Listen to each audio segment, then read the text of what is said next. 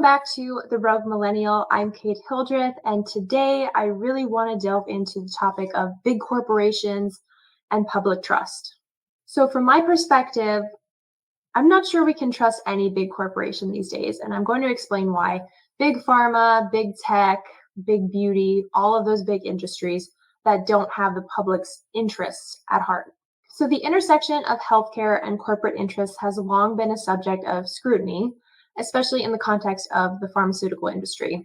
The business model of mainstream pharmaceutical companies, often referred to as big pharma, prioritizes profits over patients' well-being. Unfortunately for us, it's not just big pharma we have to watch out for anymore. This clever business model has conveniently bled into other industries, such as the beauty industry, in order to keep people coming back for more. While, yes, allopathic medicine does play a vital role in emergency care especially and developing new treatments, part of big pharma's business strategy involves prescribing medications to keep people moderately well, in my personal opinion. These medications can keep people moderately well without fully curing them or causing immediate lethal harm. Although I do have to say, with the mRNA injections, and all of the harms and injuries and deaths that have come about because of those injections, we might even be at the point where they are willing to cause lethal harm. So that business strategy of prescribing patients medications, essentially putting a Band-Aid on whatever your problem is, instead of curing the problem as a whole, that is the practice that ensures that patients will remain dependent on whatever medication it is for extended periods, which in turn guarantees steady pharmaceutical sales. The strategy diverts resources from developing definitive treatments and actual cures and focuses instead on managing the symptoms and prolonging drug dependency.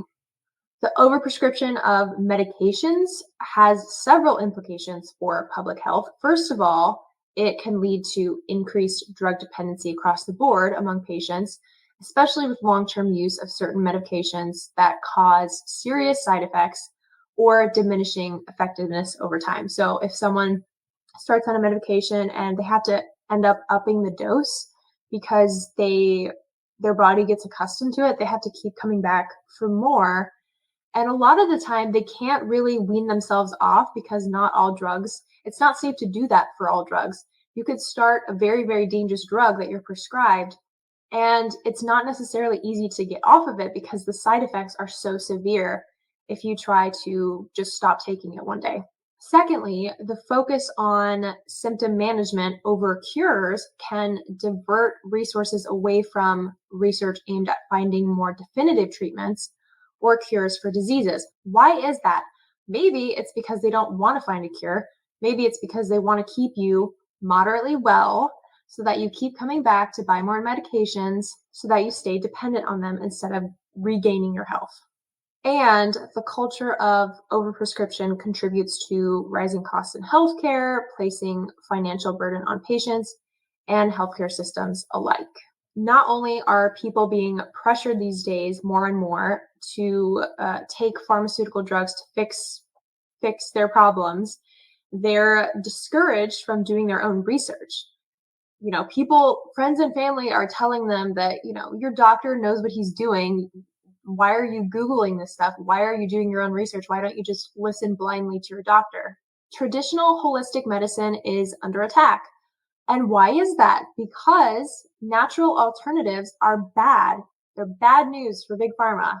If holistic medicine is actually curing people, patients would have no need to incorporate multiple extensive, potentially dangerous pharmaceutical drugs into their daily routines because they'd be cured. They'd be all better.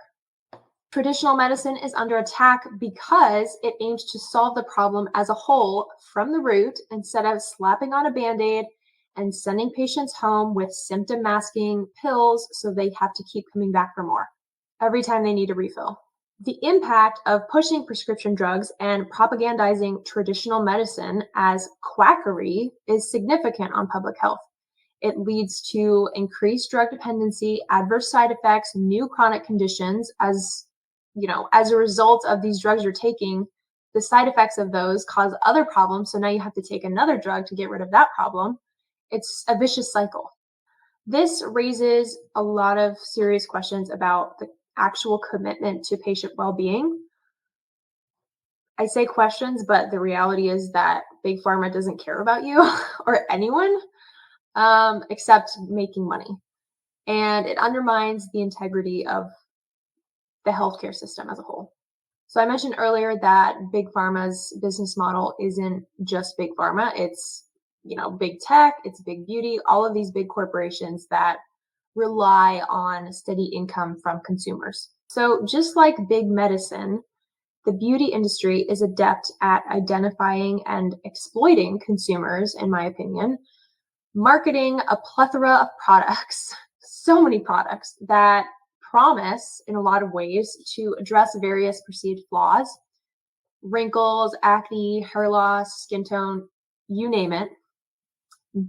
Their products are often presented as this miraculous solution that's going to solve all of your problems.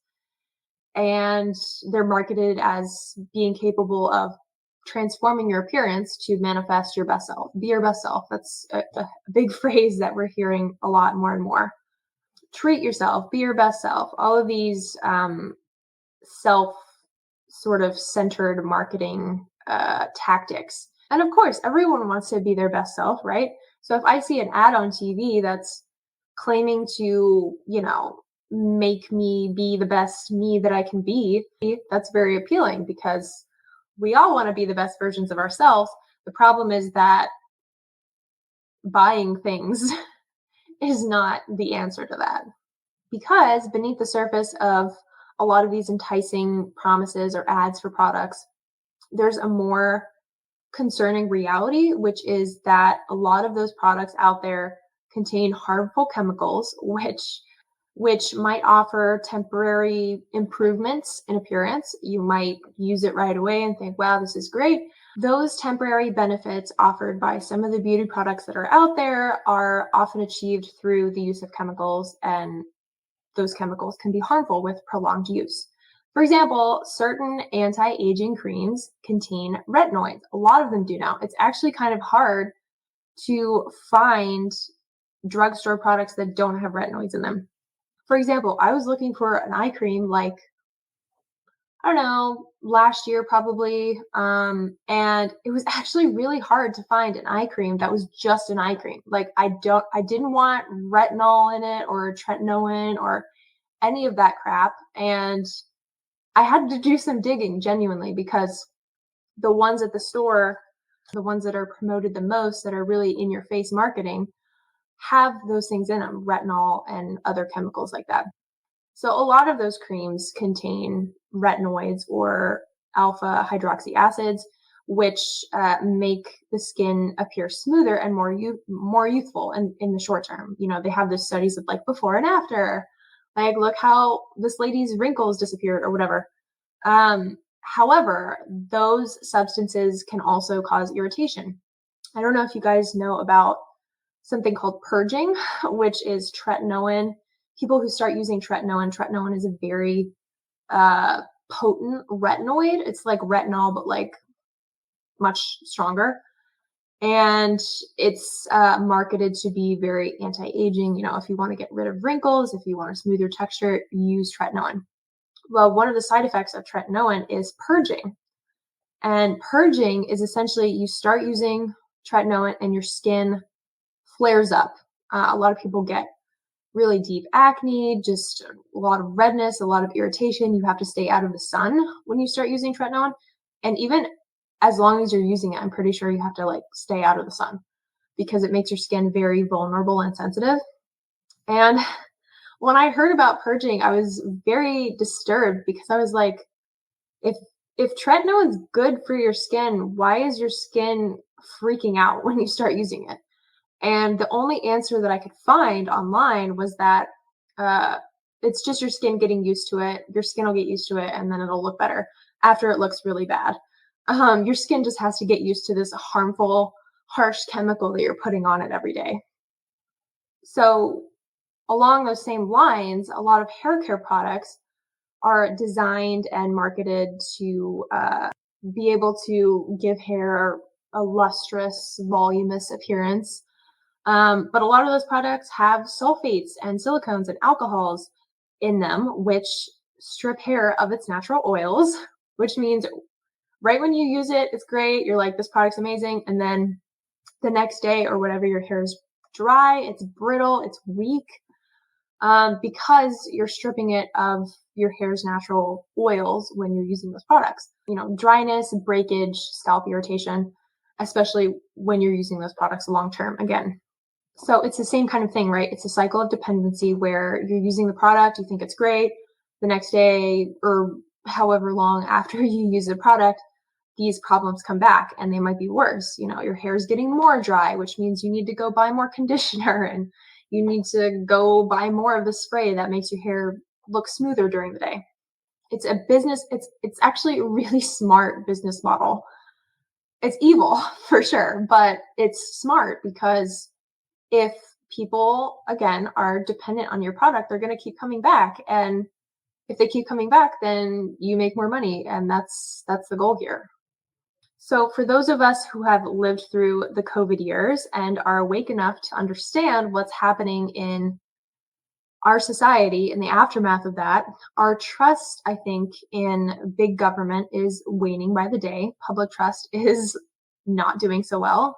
I think it's important that we stand firm in our standards of care and the way that we're being treated by both our government and the corporations, big corporations, i.e. big pharma, that are funding our government.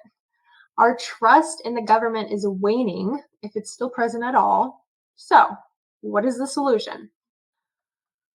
I think that there's an urgent need for greater regulation in all mainstream corporations to eliminate and prevent practices that prioritize profit over patient and consumer well-being.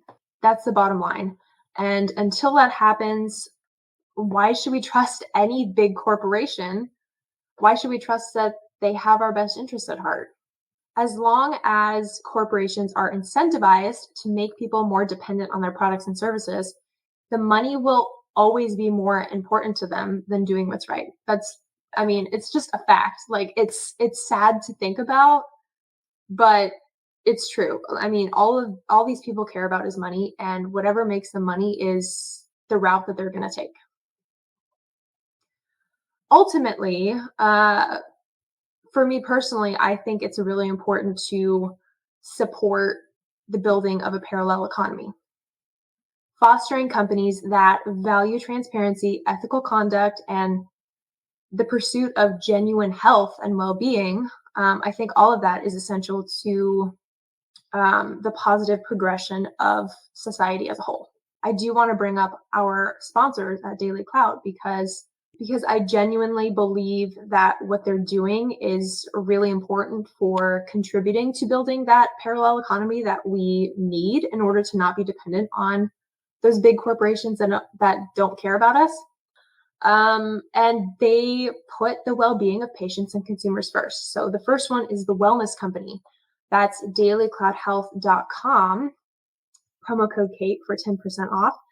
The Wellness Company has a renowned team of medical professionals, Dr. Peter McCullough, Dr. Harvey Risch, Dr. James Thorpe, Dr. Drew Pinsky, lots of really incredible individuals in the medical field who are supporting the Wellness Company. They're on the board and they have designed, for example, the medical emergency kit, which looks like this. This kit has lots of life-saving medication in the event of a crisis. So antibiotics, ivermectin, emergency treatments, and then it also comes with a little booklet that explains what each medication is, what it can be used to treat, any side effects that might occur so that you're fully aware of what's going on.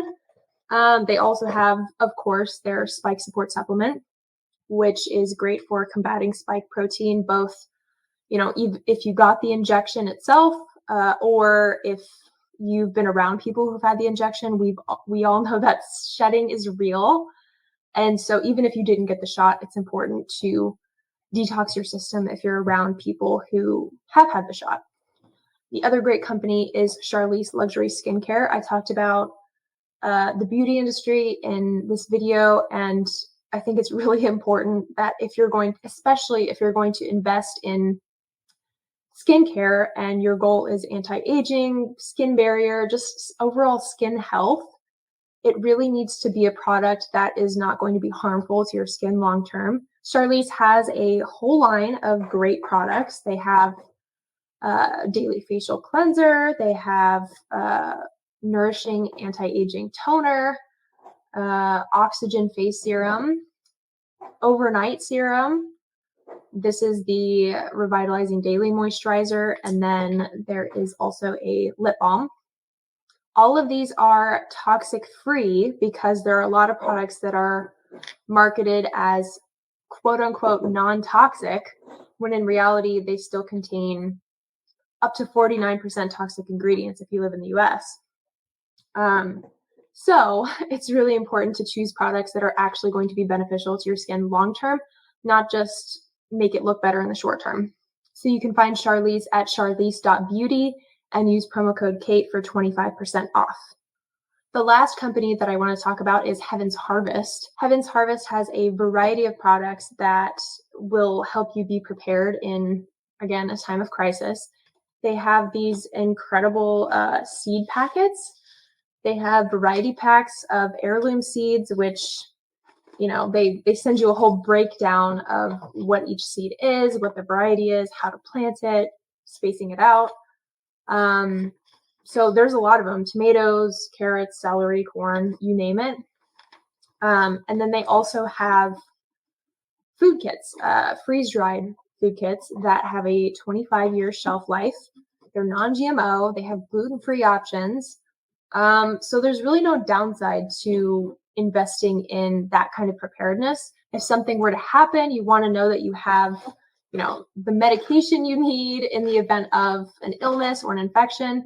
And then you also want to know that you have a good stock of food in the event that you can't get to a store. So you can find Heaven's Harvest at heavensharvest.com/Kate and use promo code Kate for 10% off. These companies are DailyClout sponsors, and we're very proud to have them as our sponsors. But I have to say that I started organizing my thoughts about this video without even thinking about our sponsors particularly, and it just really tied in seamlessly, because one of the most beneficial ways I think that we can start getting rid of our dependence on those big corporations that don't care about us is by investing in companies that and supporting companies that do care about us and that do share the values that we have, the transparency, the ethics, all of those things, our health.